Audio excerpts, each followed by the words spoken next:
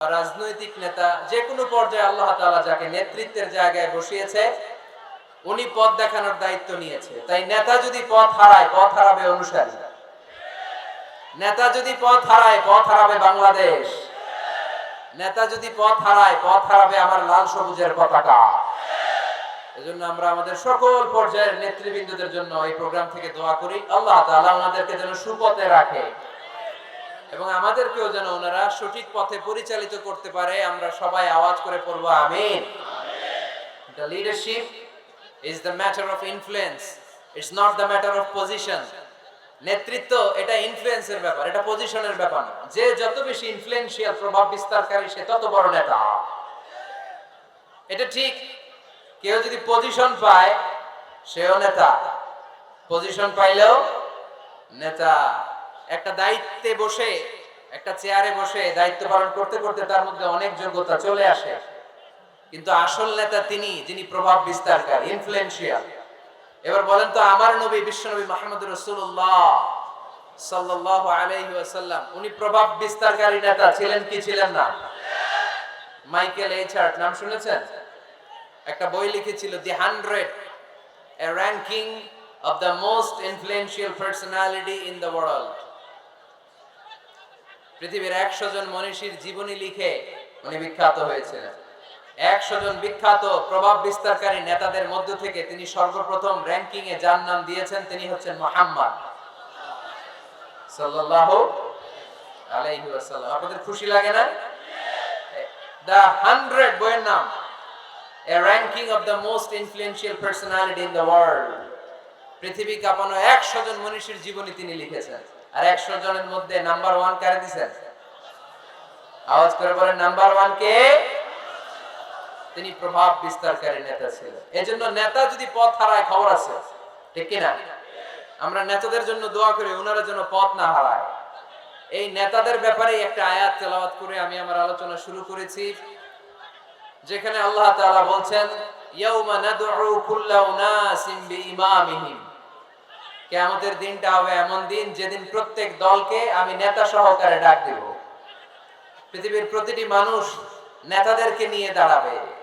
নেতারা যদি গোল্লায় যায়, অনুসারীরাও গোল্লায় যাবে। নেতা যদি জাহান্নামে, অনুসারীও জাহান্নামে। নেতা যদি জান্নাতে যায়, অনুসারীরাও জান্নাতে। চিল্লায় বলেন ঠিক কি না?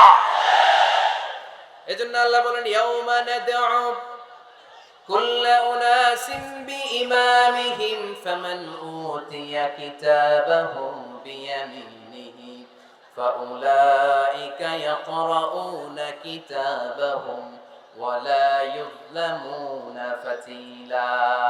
সুবহানাল্লাহ পড়েন। আল্লাহ বললেন সেদিন দুনিয়ার সব মানুষগুলোকে আমি তাদের নেতা সহকারে ডাকবো, নেতা সহকারে দাঁড় করাবো। সেদিন যাদেরকে ডান হাতে আমলনামা দেয়া হবে তারা তাদের আমলনামা পড়তে থাকবে। আর সেদিনকার বিচারে কারো প্রতি বিন্দু পরিমাণে জুলুম করা হবে না। সুবহানাল্লাহ পড়েন।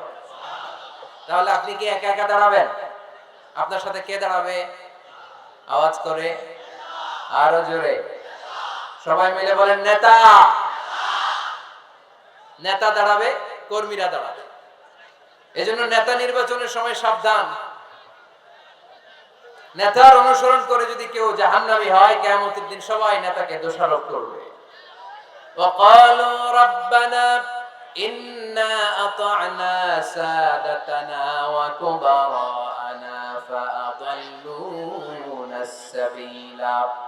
সেদিন তারা বলবে, হে আমাদের রব, আমরা আমাদের নেতাদের অনুসরণ করেছিলাম আর নেতারা আমাদেরকে ভুল পথ দেখিয়েছে। আজকে আমাদের আগে নেতাদেরকে আপনি শাস্তি দেন, নেতাদেরকে আগে জাহান্নামে ফেলেন, তারপরে নেতাদের পরে আমরা জাহান্নামে ঢুকবো। এজন্য প্রিয় ভাইরা, নেতা নির্বাচনের সময় সাবধান। যে কোনো নেতা, এটা রাজনৈতিক নেতা হতে হবে নট নেসেসারি, আমাদের সামাজিক কোনো অঙ্গ সংগঠনের নেতা, সামাজিক প্রতিষ্ঠানের নেতা, যে কোনো জায়গায় নেতা বানানোর সময় আমরা সাবধানে থাকবো। এবং নেতা যদি ভুল করে ফেলে ওনাকে ভদ্রভাবে শুধরে দেয়া, এটাও আমাদের দায়িত্ব। আওয়াজ করে বলতে হবে ঠিক কি না? ঠিক। মসজিদের ইমাম সাহেব উনি মসজিদের নেতা, ঠিক কি না? আওয়াজ করে বলেন তো, ইমাম মানে কি? আরো জোরে বলেন। ইমাম সাহেব জোহরের সালাতে 2 রাকাতের পরে বসার কথা, ইমাম সাহেব দাঁড়ায় গেছে, কি করবেন? কি করবেন? ইদা নাবা আহাদুকুম শাইউন ফি সালাতিকুম ফালিয়ুসাব্বিহ, পিছন থেকে আমরা সুবহানাল্লাহ পড়ব, ঠিক কি না? যদি বাংলাদেশে আমরা কি পড়ে ফেলি? আল্লাহু আকবার পড়ে ফেলি, এতে কাজ হয়ে যায়। কাজ হয়ে যায়। ইমাম সাহেব বুঝতে পারে যে সামথিং গেন রং, কোনো কিছু ঝামেলা হচ্ছে, ভুল হয়েছে, উনি শুধরে যায়। কিন্তু আসলে পড়তে হবে সুবহানাল্লাহ, তাসবিহু লিররিজাল ওয়া তাসফিহু লিন-নিসা। ইমাম ভুল করছে, পুরুষরা ধরতে পারলে পড়বে সুবহানাল্লাহ। পিছনের পুরুষ মুক্তাদিরা কেউ ভুল ধরতে পারে নাই, পিছনের মহিলারা ভুল ধরতে পারছে, ওনারাও শুধরে দিতে হবে, ঠিক কি না? ওনারা কি করবে? এরকম তাসফিহ করবে, শুধরে দিতে হবে, ঠিক কি না? আচ্ছা, ইমাম সাহেব কেরাতে ভুল করলেন, একবার, দুইবার, তিনবার, ইমাম সাহেব বারবার আটকে যায়, করতে পারে না। তখন আমাদের দায়িত্ব কি? তাফতাহু আলাল ইমাম, ইমামকে ছুটাই দিতে হবে, শুধরে দিতে হবে, ঠিক কি না? তো মসজিদের ইমাম যদি ভুল করে, মসজিদের নেতা ভুল করলে যদি শুধরে দিতে হয়, সমাজের নেতাও ভুল করলে শুধরে দেওয়ার দরকার আছে না নাই? এটাও শুধরে দিতে হবে নসিহতের মাধ্যমে, সুন্দর পরামর্শের মাধ্যমে। নেতারাও মানুষ, ওনারা ফেরেশতা নয়, ওনাদেরও ভুল হয়ে যেতে পারে। নসিহতের মাধ্যমে, সুন্দর পরামর্শের মাধ্যমে নেতাদেরকে শুধরে দিতে হবে, ঠিক কি না? আওয়াজ হবে না, এটা লাস্ট চান্স। এরপরে আওয়াজ দেখলে থামতে বলবো না, আমি চলে যাব। একটা আওয়াজ হবে না এখন।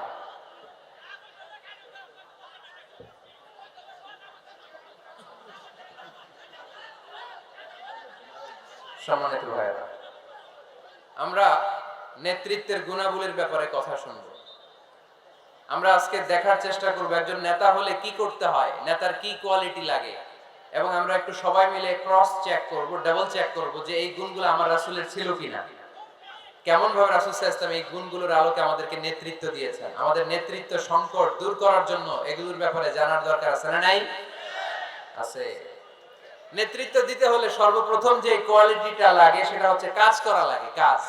কেউ যদি নেতা হইতে চায় তার কি করা লাগবে? আমি প্রশ্ন করলে আমাকে উত্তর করবে। নেতা হইতে হইলে আগে কি করতে হয়? কাজ। আগে কাজ, পরে নেতা। যে কাজ করে সে নেতা হয়, শুধু বক্তব্য দিলে নেতা হওয়া যায় না, ঠিক কি না? বক্তব্য সর্বস্ব নেতাকে আমরা চাই। আমরা এমন নেতা চাই যারা কাজ করবে আমাদের জন্য 24 ঘন্টা, যারা আমাদের জন্য মাঠে ময়দানে চলে আসবে, দিনরাত কাজ করে বাংলাদেশকে সোনার বাংলা হিসেবে তারা গড়ে তুলবে। আওয়াজ করে বলেন ঠিক কি না? তাহলে নেতা হওয়ার জন্য প্রথম যে কোয়ালিটি, বৈশিষ্ট্যের দরকার সেটা হচ্ছে আগে কাজ, পরে নেতা। আমি প্রশ্ন করব, আপনারা আওয়াজ করে উত্তর দিন। আগে কি? সবাই উত্তর দিতে পারেন নাই, আওয়াজ করে বলেন আগে কি? পরে কি? আগে, পরে, মনে থাকবে? তাহলে নেতৃত্ব দিতে হলে প্রথমে কাজ করতে হয়। প্রথমে যে কোনো কাজ করো না ভাই, যে কোনো কাজ করো, তা যেন হয় সবার চেয়ে সবচেয়ে সুন্দর, ঠিক কি না? যে কোনো কাজ করো না ভাই, যে কোনো কাজ করো, তা যেন হয় সবার চেয়ে সবচেয়ে সুন্দর। হোক না সেটা পড়া লেখা, রঙের ভাষায় ছবি আঁকা, হোক না সেটা সামান্য কাজ কিংবা মহত্তর, তা যেন হয় সবার চেয়ে সবচেয়ে সুন্দর। যে কোনো কাজ করো না ভাই, যে কোনো কাজ করো, তা যেন হয় সবার চেয়ে সবচেয়ে সুন্দর, ঠিক না? যেটাই করি আমরা ওটা যেন উইথ প্রফেশনালিজম, সর্বোচ্চ এফোর্ট দিয়ে যেন আমরা করি। যে করতে পারবে সেই নেতা হবে, সেই নেতা। তাহলে আমরা বুঝলাম আগে কাজ, পরে to serve before to lead. I repeat, আমি আবারও বলছি, to serve before to lead. নেতৃত্ব দেওয়ার আগে আগে কাজ করতে হবে। আরবিতে বলে সাইয়্যিদুল কওমি খাদিমুহুম। জাতির নেতা তো সে হয় যে জাতির খেদমত করে। খেদমত না করে নেতা হওয়া যায়? কাজ না করে নেতা হওয়া যায়? যায় না। এজন্য আগে কাজ। বক্তব্য দিলে চলবে না, ওই নেতা আমরা মানি না। কাজ করে দেখেন আপনি আমাদেরকে। জনগণের জন্য কাজ করেন, দেশের জন্য কাজ করেন, মাটি ও মানুষের জন্য কাজ করেন, then you are our leader. তখন আপনি আমাদের নেতা, আপনার স্থান আমাদের হৃদয়, ঠিক কি না? এবার আসলে আমরা দেখি যে আল্লাহ রাসূল সাল্লাল্লাহু আলাইহি সাল্লাম উনি কাজ করতেন কিনা, উনি কাজ করতেন কিনা, নাকি উনি বসে থাকতেন আর বক্তব্য দিতেন, দেখার দরকার আছে না নাই? শুরুতেই আমরা বলেছি আমরা দেখব লিডারশিপের যে কোয়ালিটি গুলো, এগুলো আল্লাহর হাবিবের জীবনে পাওয়া যায় কিনা কোরআন সুন্নাহর আলোকে আমরা ক্রস চেক করব ইনশাআল্লাহ। পড়ে আল্লাহর হাবিবের কাছে কোরআনের প্রথম 5 আয়াত নাজিল হলো। আল্লাহর হাবিবের বয়স তখন 40 বছর। ইকরা বিসমি রাব্বিকাল্লাযী খালাক, খালাকাল ইনসানা মিন আলাক, ইকরা ওয়া রাব্বুকাল আকরাম আল্লাযী আল্লামা বিল কলম, আল্লামাল ইনসানা মা লাম ইয়ালাম।